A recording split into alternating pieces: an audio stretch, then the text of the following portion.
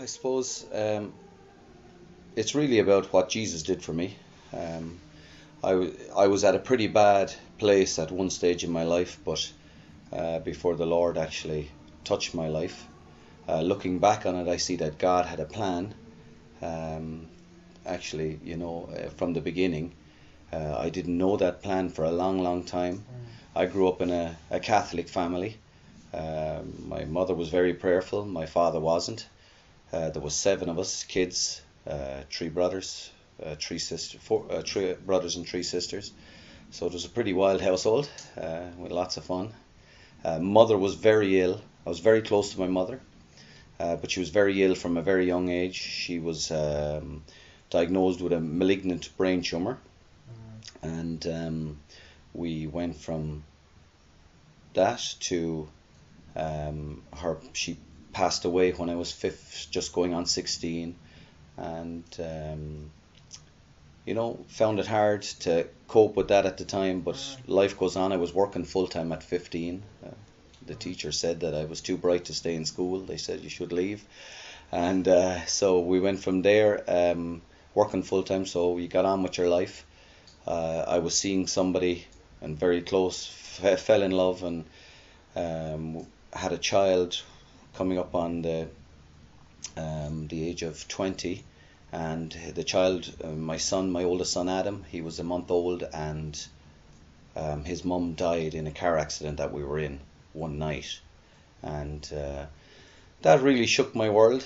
It really it shook me so badly, actually. When they left me out of the hospital that night, I went home and I hung myself from the banisters of the house, the stairs. It was a while before they found me. By the time the ambulance got there, I was dead in the ambulance, they said, and I was on life support for a week. My sister told me afterwards that even though my dad didn't have much faith, he got down on his knees. The doctor said I probably would be definitely brain damaged, and he got down on his knees and he asked the Lord to take me if I was going to be brain damaged. And he said, or if I was going to live, that the Lord would let me be okay. Some people might say I'm a bit touched, but I think I came through that fairly okay.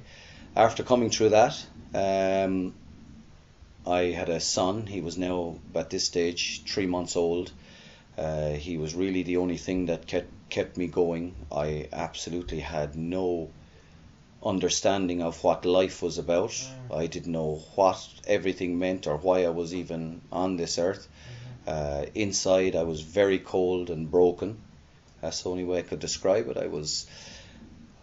I decided that life must be about having a good time while you're here, so I partied hard. I did lots of sports. I motocrossed, I surfed, I went shooting, did every type of sport, horse riding, everything, to try and fill the emptiness.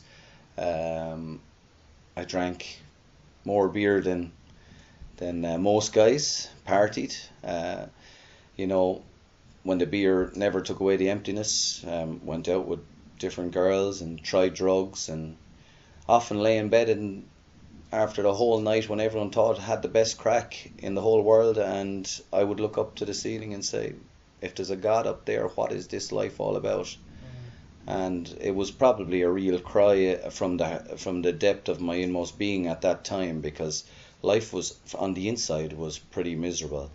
I was, even though I had enjoyed most of the sports I did, they gave me great, with the friends I had, and that were very good at the time and everything, and had great crack and stuff like that. But went on from there, and was motocrossing in '93, about 5 years after the accident, and I injured my knee quite badly.